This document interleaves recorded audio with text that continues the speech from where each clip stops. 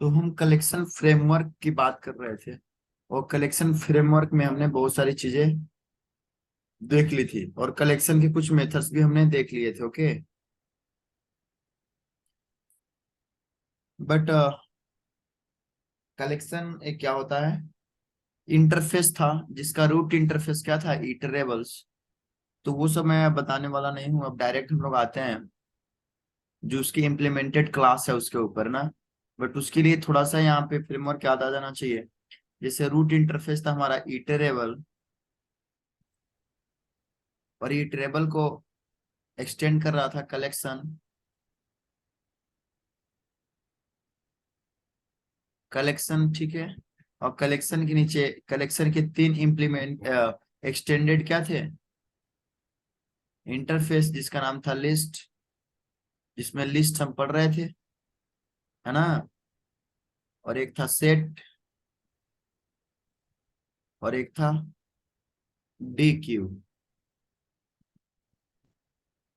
List की बात करेंगे, कलेक्शन के सारे मेथड्स हमने देख लिए थे। लिस्ट के अंदर जब हम आते थे तो हमको क्लास मिलती है, क्लास मिलती है कौन सी क्लास, एरे लिस्ट। दूसरी क्लास थी लिंक लिस्ट, और तीसरी क्लास थी वेक्टर। अब वेक्टर का भी एक चाइल्ड क्लास था जिसका नाम था स्टैक। तो कलेक्शन को एक्सटेंड करा था लिस्ट, तो कलेक्शन के सारे मेथड लिस्ट के पास में आ गए थे। और लिस्ट को एक्सटेंड करता था एरे लिस्ट, सॉरी इम्प्लीमेंट करता था एरे लिस्ट, लिस्ट इंटरफेस है। तो एरे लिस्ट के पास सारे के सारे मेथड आ गए, मतलब कलेक्शन के भी सारे मेथड आ गए और लिस्ट के भी सारे मेथड आ गए।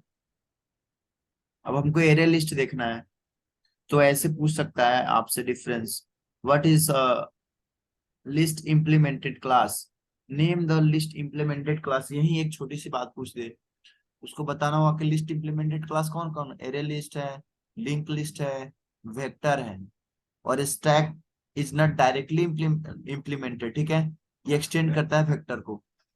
तो डायरेक्टली इम्प्लीमेंटेड क्लास कौन कौन है, एरे लिस्ट, लिंक लिस्ट और वेक्टर।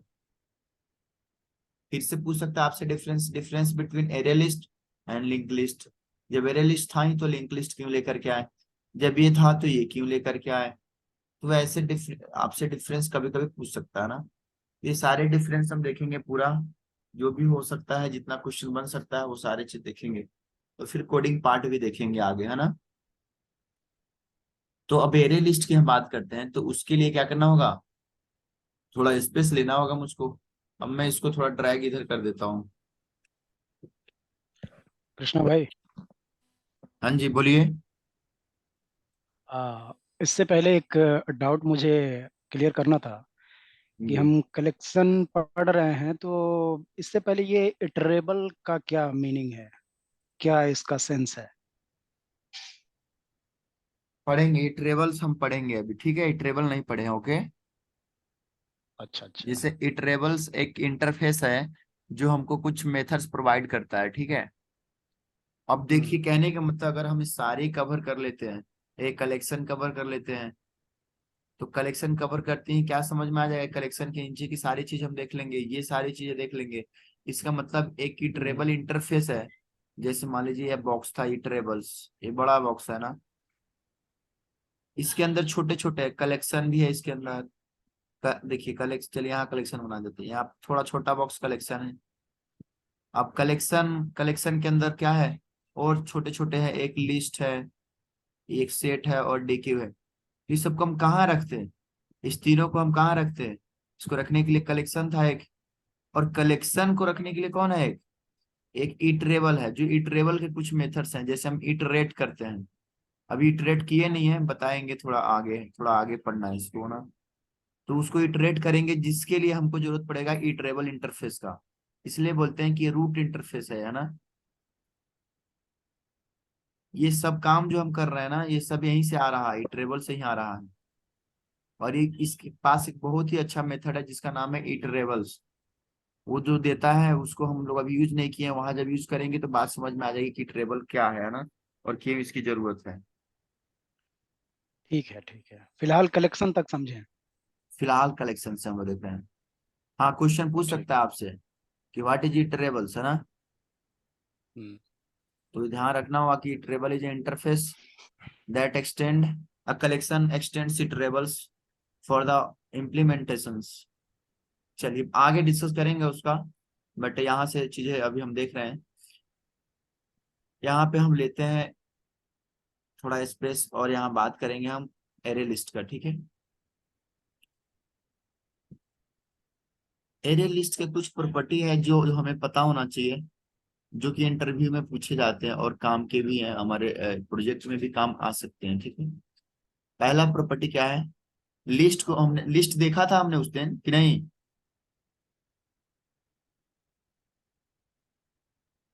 हेलो। नहीं देखा था हमारे ख्याल से।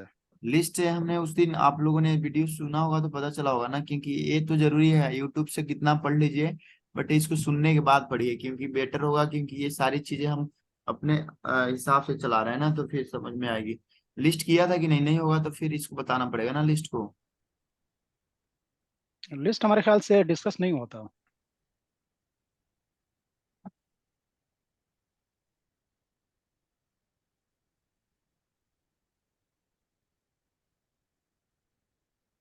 पहले लिस्ट देखना पड़ेगा, बिना लिस्ट देखे हमको कुछ चीजें समझ में नहीं आएगी। लिस्ट एक इंटरफेस है, एक लिस्ट बता देने से फायदा ये होगा कि और सब बताना नहीं पड़ेगा। एक क्या है, एक इंटरफेस है। जब भी इंटरफेस होता है तो हम क्या करते हैं उसमें, ऑब्जेक्ट नहीं बना सकते। लिस्ट के कोई भी ऑब्जेक्ट नहीं बनते हैं ना, ये एक बात ख्याल में होनी चाहिए, लिस्ट के ऑब्जेक्ट नहीं बनते हैं। इसलिए लिस्ट किसका हेल्प लेता है, क्लास का हेल्प लेता है ऑब्जेक्ट बनवाने के लिए। बट लिस्ट की कुछ खासियत होती है वो हम देख लेते हैं। लिस्ट जो है वो इंडेक्स बेस्ड होता है। क्या होता है, इंडेक्स, इंडेक्स बेस्ड होता है, ठीक है।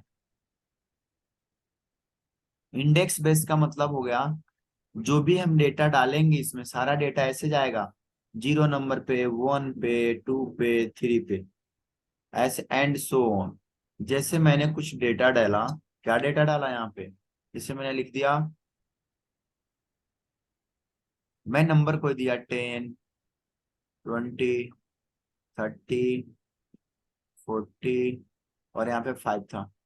तो जैसे इसको मैं पुट करूंगा, 10 नंबर 0 इंडेक्स पे चला जाएगा, उसके बाद 10 वाला 1 पे चला जाएगा, 22 पे चला जाएगा, 33 पे चला जाएगा और 44 पे चला जाएगा। तो इंडेक्सिंग होती है इसमें, इंडेक्सिंग, इसलिए बोलते हैं हम इंडेक्स बेस्ड है, इंडेक्स बेस्ड, ठीक है। दूसरा, डुप्लीकेट वैल्यू डाल सकते हैं क्या इसमें, डुप्लीकेट, डुप्लीकेट वैल्यू को हम डाल सकते हैं इसमें, वैल्यू को हम डाल सकते हैं। डुप्लीकेट मतलब दोबारा से 10 डाल दिया मैंने यहाँ पे, दोबारा से 20 डाल दिया, दोबारा से 30 डाल दिया, ऐसे है ना।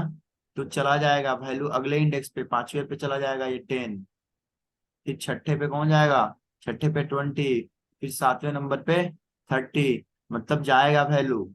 डुप्लीकेट को फॉलो करता है, डुप्लीकेट अलाउ करता है। तीसरा बात समझने वाली बात है इसमें, नल वैल्यू डाल सकते हैं क्या, नल मतलब कुछ नहीं, null value, multiple null value डाल सकते हैं इसमें, मल्टीपल नल वैल्यू डाल सकते हैं। इसको ऐसे समझना है, मल्टीपल नल अलाउ करता है, कहने का मतलब हमारा इंडेक्सिंग था यहाँ पे, इंडेक्सिंग हमने रखा इसको, इंडेक्सिंग रखने के बाद क्या किया, नल वैल्यू डालना शुरू कर दिया इसमें। नल का मतलब समझना है, कभी कभी क्या होता है जब हम काम करते हैं तो हम भूल जाते हैं और कोई वैल्यू नहीं डालते वहां पे, जैसे 5 है, यहाँ नल हो गया, कुछ नहीं डालेंगे तो नल चला जाएगा, तो 5 पे यहाँ चला गया, 1 पे नल चला गया, फिर मैंने 10 डाला, 10 यहाँ चला गया, फिर से छोड़ दिया मैं गलती से, तो नल वैल्यू यहाँ चला गया, फिर से मैंने 30 डाला, यहाँ चला गया, 40 डाला, यहाँ चला गया, और फिर से 6 भूल गया मैं, तो नल चला जाएगा, फिर 60 डाला, फिर नल कहाँ जाएगा, ये 6 नंबर पे, फिर 7 नंबर पे कौन जाएगा, 60। तो एक नहीं, दो नहीं, तीन नहीं, मल्टीपल नल वैल्यू को अलाउ करता है ये। चौथी बात, इंजर्सन ऑर्डर फॉलो करता है। इंजर्सन ऑर्डर। इंजर्सन ऑर्डर का मतलब होता है, जैसे मैंने डाला 5 को पहले डाला, उसके बाद नल डाला, उसके बाद 10 डाला, उसके बाद नल डाला, फिर 30 को पुट किया, फिर 40 को पुट किया, फिर नल पुट किया, फिर 60 को पुट किया। तो जब मैं वैल्यू को रिट्रीव करूंगा, जब वैल्यू रिट्रीव होगी, तो रिट्रीव करते समय क्या होगा, ऐसे ही आएगा, पहले 5 आएगा, फिर नल आएगा, फिर 10 आएगा, फिर नल आएगा, ठीक है, फिर से 30 आएगा, एंड सो ऑन, ऐसे जिस तरह डाला हूं मैं उसी तरह आएगा। इसको बोलते हैं इंजर्सन ऑर्डर। इंजर्सन ऑर्डर फॉलो करता है, ठीक है। थोड़ा और स्पेस चाहिए, मैं नीचे वाला अरेंज कर देता हूँ।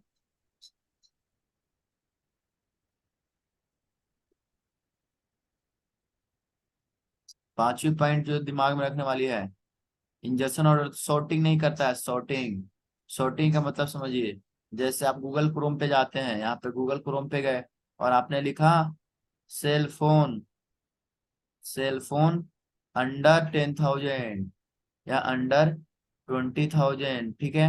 तो जितने सारे फोन दिखाएंगे आपको, सब कुछ सारा का सारा फोन 20,000 के अंदर में शो करने लगेगा। इसको बोलते हैं सॉर्टिंग, ठीक है। एक तरह से यहाँ पे एप्लीकेशन में सॉर्टिंग हो गई। चलिए, और यहाँ पे सॉर्टिंग का मतलब भी समझ लेना है ना। यही एप्लीकेशन बनाएंगे तो सॉर्टिंग यूज करेंगे, तो ये सॉर्टिंग फॉलो नहीं करता है। तो जहाँ सॉर्टिंग वाला एप्लीकेशन बनाना है वहां पे एरे लिस्ट का यूज हम नहीं करेंगे। तो सॉर्टिंग क्या करेगा भाई, ये देख लेना है। जैसे हमने नंबर डाला एक, चलिए थोड़ा सा और यहाँ स्पेस लेते हैं।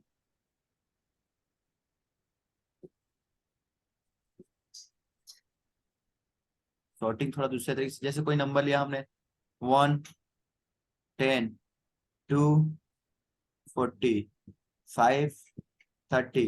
देखिए ये नंबर्स क्या है, 1 है छोटा, 10 है बड़ा, 2 है छोटा, 40 है बड़ा, फिर 5 छोटा है, फिर 30 बड़ा है।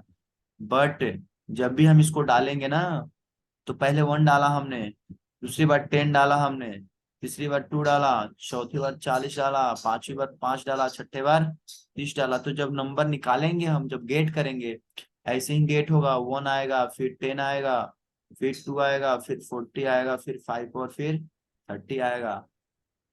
ऐसे नहीं आएगा। कैसे नहीं आएगा, इसको आना चाहिए। अगर सॉर्टिंग हो जाती, तो सॉर्टिंग होते तुरंत ही बात बदल जाती।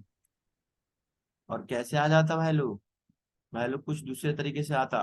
पहले 1 आता, फिर बाद में 2 आता, फिर 5 आता, फिर 10 आता, फिर 30 आता, फिर 40। अगर इस तरह आता तो हम बोलते शॉर्ट हो गया है, मतलब सॉर्टिंग हो गया है, सबसे छोटा पहले उसके बाद बड़ा। इस तरह हो जाता तो हम बोलते हैं सॉर्टिंग हो गया है। लेकिन इस तरह नहीं होता है, जैसे डालूंगा छोटा बड़ा वैसे ही फेंक देगा। इसी को बोलते हैं क्या बोलते हैं, सॉर्टिंग नहीं करता है। तो 5वीं पॉइंट क्या लिख देंगे, सॉर्टिंग में कट कर देते हैं, नो सॉर्टिंग। नो मैं नहीं लिखा तो कट कर देता हूँ, नो सॉर्टिंग। ये सारी चीजें हमको समझनी है लिस्ट में, क्योंकि लिस्ट में जब समझ लेंगे तो लिस्ट को इम्प्लीमेंट करा एरे लिस्ट, सारा का सारा प्रॉपर्टी एरे लिस्ट के पास वैसा ही की वैसा ही मिलेगा। इसलिए लिस्ट समझना जरूरी है। लिंक लिस्ट के पास वही मिलेगा, वेक्टर के पास वही मिलेगा, इसलिए लिस्ट समझना जरूरी था। अब कुछ कोई कोई क्वेरी हो तो पूछ सकते हैं, अब बोलिए।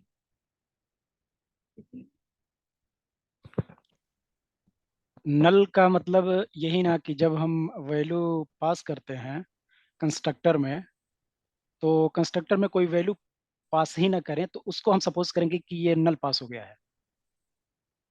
हाँ, कंस्ट्रक्टर में हम वैल्यू पास कुछ भी नहीं करे, छोड़ दे, कंस्ट्रक्टर में कुछ भी जा ही नहीं, तो क्या करेगा जेवीएम, जेवीएम अपने आप से क्या करेगा, कुछ डाल देगा वैल्यू। कुछ डालने का मतलब नल डाल देगा, क्या डाल देगा, नल डाल देगा। उसी को नल समझ रहे हैं ना हम। हाँ, ठीक है। क्योंकि कुछ तो वैल्यू उसके नहीं लिए है तो क्या क्या समझ। मेमोरी, मेमोरी एकोलेट एलोकेट मेमोरी में करता है या फिर? मेमोरी में नल का स्पेस कुछ नहीं होता है, बट अच्छा नहीं लगता ना ये कहने का मतलब, बार बार नल होगा तो आप जब गेट करेंगे ना वैल्यू, तो स्पेस दिखाएगा बीच बीच में, ठीक है। अच्छा। इस जहां जहां नल है, यहाँ नल है, यहाँ नल है, यहाँ, तो ये सब इस स्पेस तो लेगा एक थोड़ा सा, है ना, बट इसके पास कुछ खास मेमोरी नहीं है।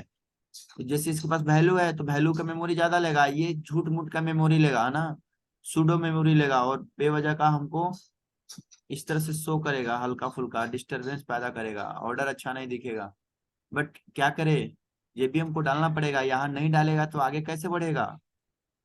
अगला कदम के जाने के लिए इस सीढ़ी को चढ़ना पड़ेगा जेबीएम को, तो जेबीएम अपने आप नल डाल देगा, तो कुछ नहीं डाल देगा। तो यहाँ वाला स्पेस तो हम्म। ले लिया इसने झूठ मूठ का, अब वैल्यू भी नहीं है। तो थोड़ी सी दिक्कत हो जाती है आगे जब हम काम करते हैं लिस्ट के साथ, तो है ना। बट फिर भी थोड़ा केयरफुल करेंगे तो नल नहीं डालेंगे हम लोग। ठीक है। ठीक है, तो आगे देखते हैं ना फिर।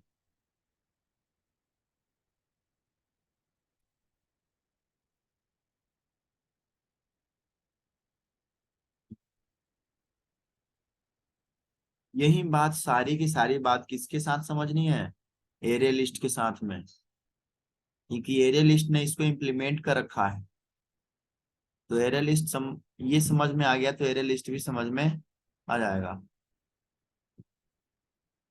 चलिए, पांचवा प्रॉपर्टी मैं डिलीट कर दिया हूँ और इसको मैं फिर से लिखना ही पड़ेगा मुझको, या 5 लिख देता हूँ कि नो सॉर्टिंग।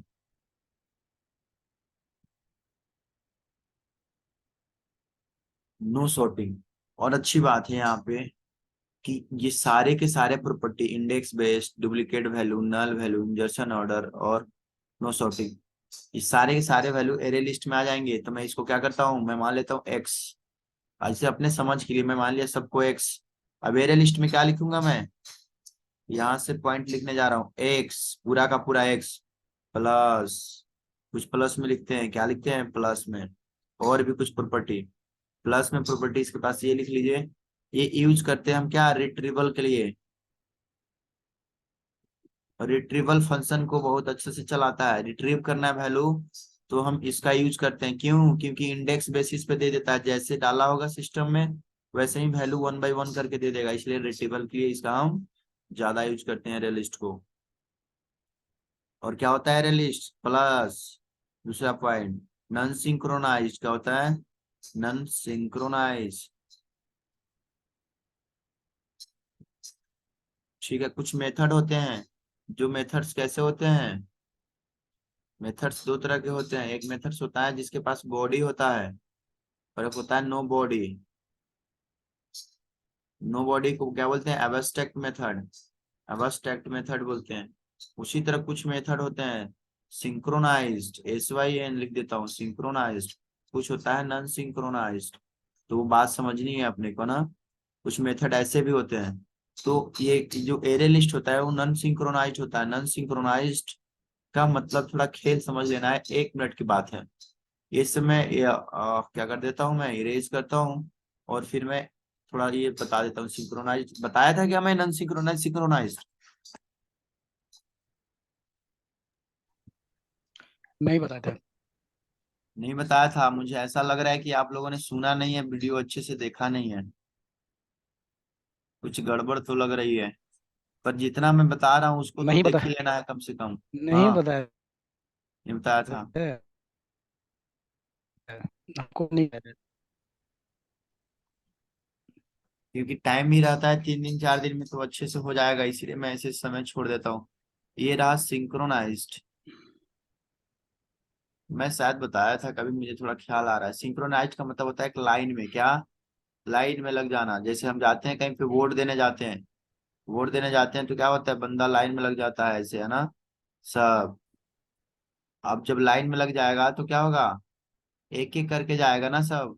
जब एक एक करके जाएगा, एक एक करके आगे बढ़ेगा, एक एक करके, तो टाइम क्या लग जाएगा, ज्यादा क्या लग जाएगा, टाइम कंज्यूम कर लेगा, मैक्स टाइम लग जाएगा। ठीक है, 1 बाई 1 जा रहा है। बट डेटा की गारंटी रहेगी, डेटा कंसिस्टेंसी बोलते हैं इसके, क्या बोलते हैं, डेटा कंसिस्टेंट रहे, कंसिस्टेंट। इसका मतलब डेटा में कोई भी फॉल्टेज नहीं आ सकते हैं। एक एक आदमी करके जाएगा, निकल जाएगा, दूसरा आएगा, तीसरा आएगा, चौथा आएगा। तो जो बंदा यहाँ पे चेयर पे बैठा होगा अपना, चेयर लगा करके, ठीक है, ये बंदे सारे सारे देख रहे होंगे कि हाँ क्या हुआ है, एक एक बंदा आया है और वोट दे करके गया है, कोई दिक्कत नहीं हुई, कोई डेटा फॉल्ट नहीं हुआ, एक एक करके सब गया।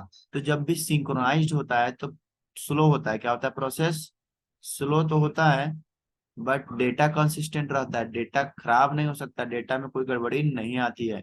ये हुआ सिंक्रोनाइज्ड। इसके सीधा का सीधा उल्टा जाएंगे हम, तो क्या कह देंगे हम, नॉन सिंक्रोनाइज्ड। तो नॉन सिंक्रोनाइज्ड का मतलब देखिए यहीं पे देख लीजिए, नॉन सिंक्रोनाइज्ड में बंदे तो होंगे अपने पास उतने ही के उतने, बंदे की कमी नहीं होगी। अरे यार देखिए, हमारे पास ऐसे बंदे होंगे, बस कैसे खड़े होंगे देखिए, एक बंदे खड़े हैं, यहाँ भी बंदे खड़े हैं, यहाँ भी खड़े हैं, और ये भी रहा, ये भी रहा, बहुत सारे बंदे अपने पास, ठीक है। अब क्या हुआ ना, ये सबका सब एक बार कूद गया, एक बार कूद गया कहाँ पे, वोट देने के लिए इस बैलेट मशीन के पास में, और ये बेचारा देखते रह गया, ये देखते रह गया। अरे कौन बंदा आया, डाला, एक ने 2 बार डाला, दूसरे ने 4 बार डाला, 5 बार डाला, पता ही नहीं चला इसको कि कौन कितने बार डाल दिया। डेटा का कोई गारंटी नहीं, तो यहाँ बोलेंगे, ये नॉन सिंक्रोनाइज की बात कर रहे थे हम, नॉन सिंक्रोनाइज्ड की बात कर रहे थे। तो नॉन सिंक्रोनाइज में डेटा कंसिस्टेंट नहीं होता है, डेटा की कोई गारंटी नहीं होती है। बट इस तरह से जब एक साथ बहुत सारे लोग आएंगे, हो सकता है 2 मिनट में सारा डाल डुल के निकल गया, फास्ट हो जाएगा, क्या हो जाएगा, फास्ट। तो फास्ट तो हुआ, बट डेटा की कोई गारंटी नहीं। ये सिंक्रोनाइज स्लो तो था, बट डेटा की गारंटी थी। बट यहाँ देखिए नॉन सिंक्रोनाइज्ड है, नॉन सिंक्रोनाइज्ड है, ये डेटा कंसिस्टेंसी की कोई बात ही नहीं करेगा। बात ख्याल मुझे लगता है कि समझ आ गया होगा, मुझे इतना उम्मीद है। बोलिए कोई इशू है तो बताइए।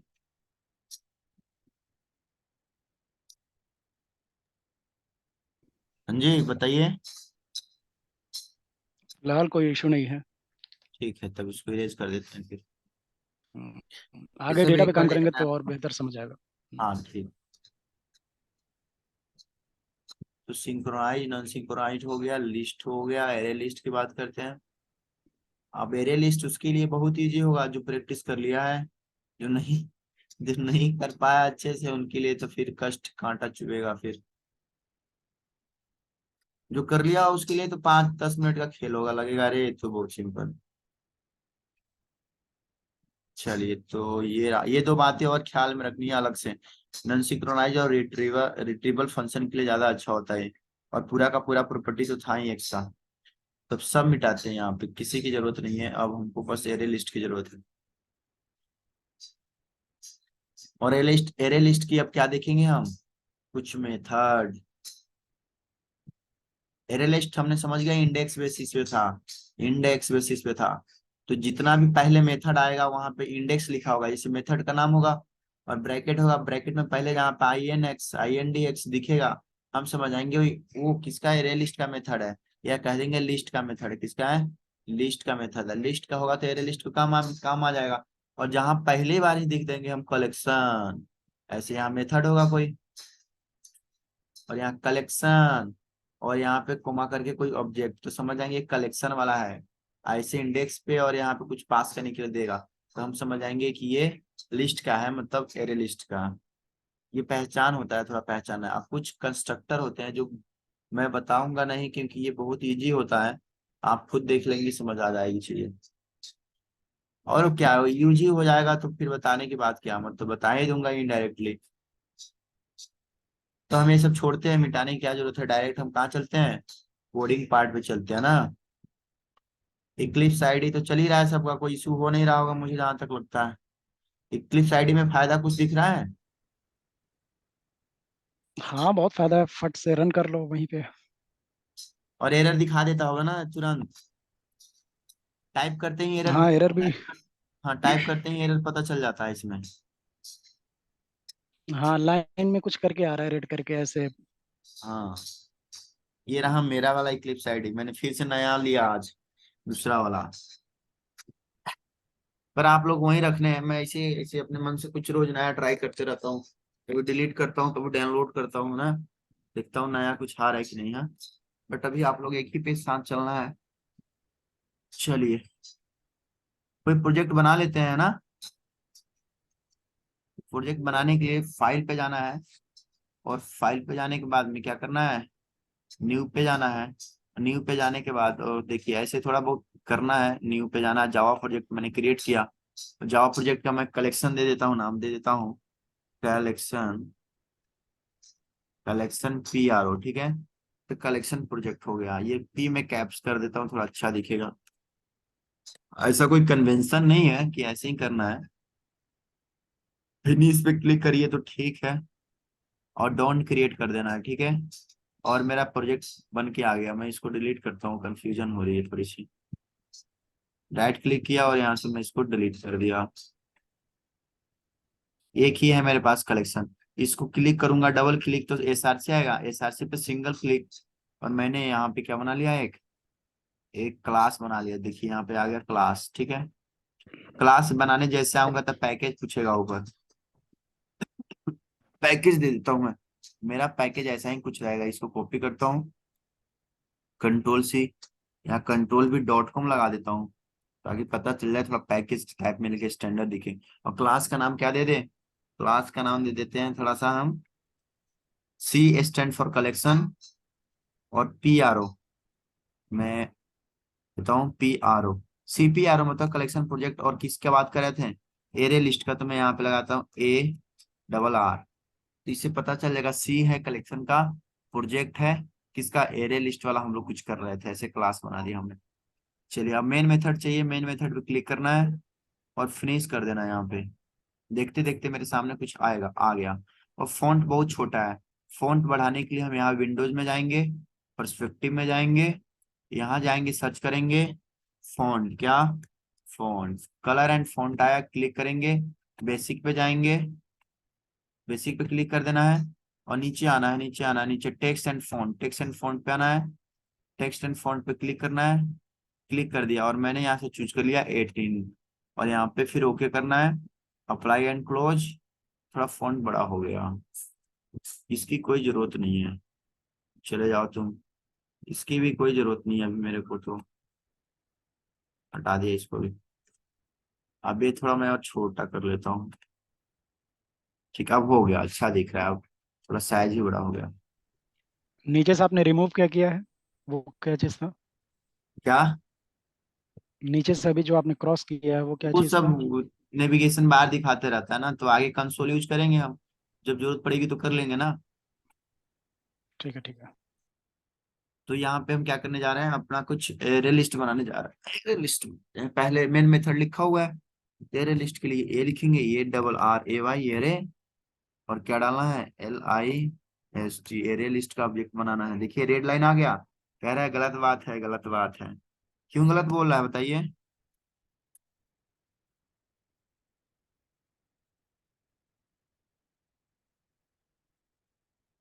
ये गलत बात क्यों बोल रहा है,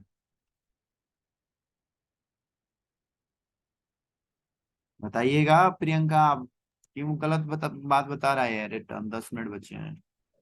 चलिए। पहले हमारे ख्याल से वो क्या कहते हैं, यूटिल करके कुछ करते थे हम। हाँ क्या करना है, इंपोर्ट नहीं किया हमने, यहाँ क्लिक करेंगे, इंपोर्ट, हाँ, इंपोर्ट करना। और जैसे ही यही फायदा है इसमें, ठीक है। देखिए यहाँ पे जाना है, और थोड़ा रखेंगे कर्सर अपने यहाँ, import array list Java dot यूटिल import करेंगे, ये आ गया यहाँ पे, एरर खत्म हो चुका है, ठीक है। कुछ नहीं करना है मेरे को, ऐड करना है कुछ वैल्यू, तो मैं एरर का ऑब्जेक्ट लूंगा, कंट्रोल से, और यहाँ पे दिखा दूंगा मैं, कंट्रोल भी करके डॉट, डॉट जैसे किया, आना ना ऑब्जेक्ट मेथड, देखिए ऑब्जेक्ट किसका है, एरे लिस्ट का, क्या एरे लिस्ट में शो कर रहा है, ठीक है। बट यहाँ जैसे इंडेक्स, देखिए इंडेक्स पे आया, मैं समझ जाऊंगा ये लिस्ट का है, ये कलेक्शन का है, एक कलेक्शन सी लिखा है कलेक्शन का है, ये इंडेक्स पे आ गया, इंडेक्स मतलब आते ही हम समझ आएंगे लिस्ट का है, ऐसे समझ जाइए, आप लोग समझ जाइएगा, थोड़ा मुझे एक दो बताना था, मैं बता दिया। जहां जहां आप देखेंगे जिस तरह दिख जाएगा आपको, बहुत ढेर सारे मेथड है यहाँ पे, बहुत ज्यादा देख रहे हैं, इतने सारे मेथड है, आपकी जो मर्जी यूज करना है, ट्राई करते रहना है थोड़ा बहुत, है ना। क्यों इतना सारा मेथड है, सारा का सारा हमको देखिए, array list array list array list array list array list array list array list, देखिए list array list array list सब दिख रहा है आपको, object array list array list, बहुत सारे मेथड्स, ओके। तो अब इतने सारे मेथड तो एक हम नहीं बार बता पाएंगे, और टाइम वेस्ट होगा एक आप लोग का बार तो। हाँ एक बार वो चीज़ जरा बताइएगा कि जिसमें ऑब्जेक्ट और और वो करके था, इंडेक्स करके था, उसको कैसे हम वो करते हैं, क्या नाम है, हम्म, कैसे यहाँ से समझ सकते हैं कि कौन कलेक्शन का है और कौन लिस्ट का है? यहाँ ऑब्जेक्ट पास करना है, यहाँ देख रहे हैं ना, ऐड ऑब्जेक्ट पास करना है, ठीक है।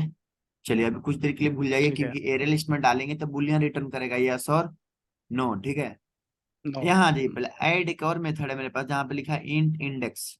अब हमने पढ़ा था कि लिस्ट क्या होता है, इंडेक्स बेसिस पे काम करता हम्म है ना। हम्म। तो यहाँ पहले दिख रहा है इंडेक्स, तो मैं समझूंगा वो इंडेक्स का मेथड है, मतलब इंडेक्स वाला है तो लिस्ट का मेथड है, और लिस्ट के अंदर तो एरे लिस्ट आ ही जाएगा। यहाँ देख लीजिए, ठीक है। पहले लिख दिया हम्म कलेक्शन, कलेक्शन लिख हम्म दिया है ना। हम्म। तो एरे लिस्ट का ही मेथड है कलेक्शन, जहाँ पे हम क्या पास करते हैं, पूरा एक ग्रुप ऑफ ऑब्जेक्ट को पास करते हैं। अभी इसको देखेंगे, समझ, अब इसको छोड़िए, यहाँ आइए फिर एड ऑल, एड ऑल में इंडेक्स आया, मैं समझाऊंगा ये किसका है, ये लिस्ट का मेथड है, ठीक है। हम्म। चलिए यहाँ पे आइए, इंट, इंट इंट दिख रहा है मेरे को, मैं समझाऊंगा हाँ ये किसका है, लिस्ट का मेथड है। यहाँ पे इंट, मैं समझाऊंगा क्या है, इंट का मेथड है ना। जहां जहां ऐसे दिखे, इंट सॉरी, को लिस्ट, हाँ। इंट को कैसे समझेंगे? जैसे आपने बताया कि इंडेक्स बेस्ड है, तो इंडेक्स से हम समझ हाँ सकते तो हैं अभी कि करेंगे लिस्ट ना, का। हम कर रहे हैं, कर रहे हैं, कर रहे हैं, अभी पता अच्छा चल अच्छा। जाएगा क्यों नहीं। ठीक है ठीक है। एरेलिस्ट डॉट एड मेथड का यूज कर रहे हैं हम, ठीक है। एरेलिस्ट डॉट ऐड, ऐड मैं करता हूँ यहाँ पे ऐड, चलिए ये वाला ऐड, देखिए क्या कह रहा है, ऐड करो, यहाँ पे इंडेक्स डालो, इंडेक्स डालो, कुछ भी जीरो डालो, जीरो डालेंगे, यहाँ पे ऑब्जेक्ट डालना है क्या, लिस्ट के अंदर मैंने बोला कि जो भी ऐड करते हैं वो ऑब्जेक्ट ही होता है, कलेक्शन के अंदर जो भी डालते हैं ऑब्जेक्ट, ऑब्जेक्ट डाल देते हैं हम, क्या डाल देते हैं, 10, नहीं 12 डाल दिया मैंने। इसको कॉपी करूंगा, एक चीज समझ में आएगी, सारी चीज समझ आने लगेगी। कंट्रोल भी, कंट्रोल भी, कंट्रोल भी, 4 बार मैंने कर दिया, ठीक है। और यहाँ पे देखिए, यहाँ पे मैं 12 डाल, यहाँ पे 13 पुट किया, यहाँ पे मैंने 17 पुट किया, यहाँ पे मैंने 12 पुट किया, ठीक है। 1 2 1 5 कर देता हूँ। अब मैं इसको अगर रन करूंगा तो क्या रन होगा, हमने एरे लिस्ट का, या कहे तो लिस्ट का एक हमने मेथड ले लिया, ऐड मेथड, जो इंडेक्स बेसिस पे था, तो यहाँ पे इंडेक्स मैंने जीरो डाला, यहाँ पे इंडेक्स हमने जीरो डाला, यहाँ पे इंडेक्स जीरो डाला, सारा पे इंडेक्स मैंने सेम डाला है, और यहाँ पे कर देते हैं रन। रन नहीं होना चाहिए हमारे ख्याल से। ठीक है, तो हम कंसोल पे आते हैं, यहाँ पे देखते हैं कंसोल कहाँ गया अपना, कंसोल बेचारा भाग चुका है, ये रहा कंसोल, ये रहा कंसोल, ठीक है। अब मैं इसको रीरन कर देता हूँ एक बार, इसको कंट्रोल ए कर देता हूँ, कंट्रोल एस, और मैं यहाँ आता हूँ रन पे, मतलब हमारे पास मटेरियल्स कुछ आ नहीं रहा है, ठीक है, टर्मिनेट हो गया सब चीजें, या टर्मिनेशन दिखा रहा है, कुछ समझ ही नहीं पाया इसने, कहा पता नहीं क्या कर दिया इसने, थोड़ा इसको डाउन करते हैं, इस पे इंडेक्सिंग कर देते हैं, यहाँ डाल देते हैं 1, यहाँ डाल देते हैं 2, और यहाँ डाल देते हैं 3, फिर से हम इसको करते हैं कंट्रोल ए और एस, और इसको रन करते हैं, कंसोल काम नहीं कर रहा है, एक सेकेंड।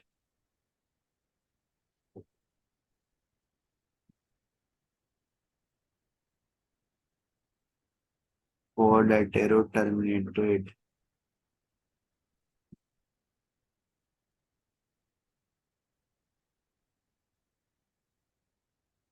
नया वाला वर्जन मैंने आज लिया है इसमें।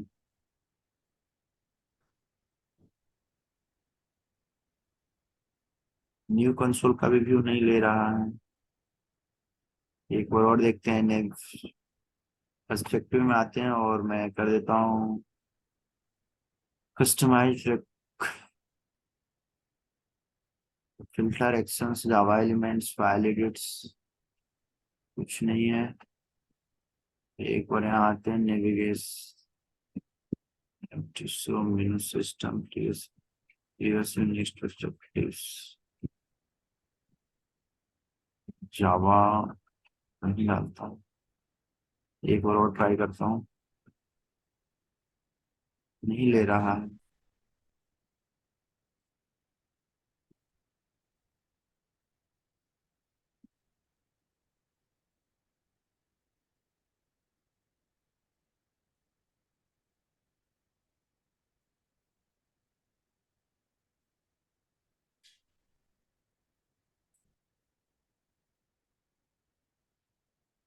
प्रोजेक्ट को एक बार क्लीन करके देखते हैं, क्या पता ले ले।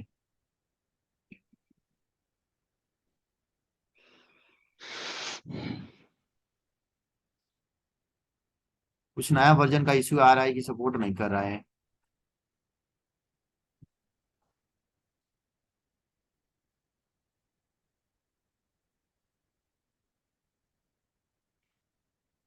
Run on Java application. Java application C users on JDK 32 bits full version.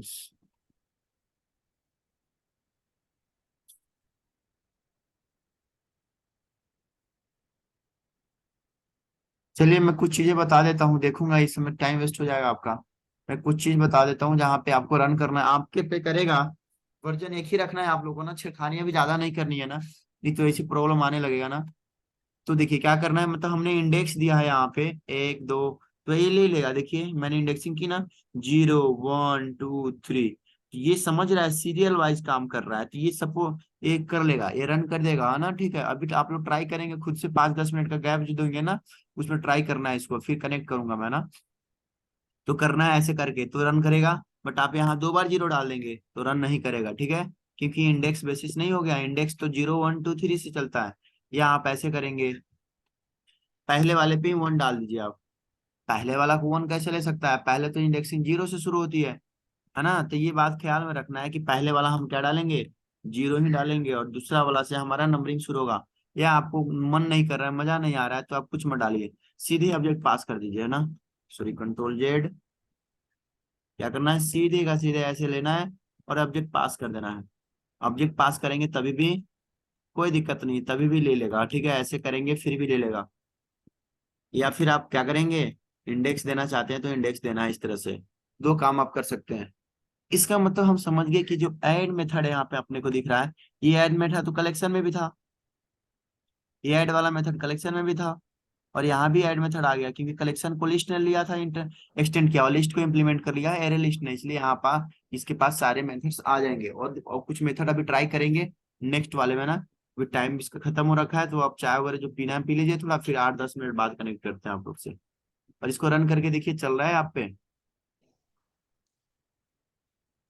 Okay मामू भाई।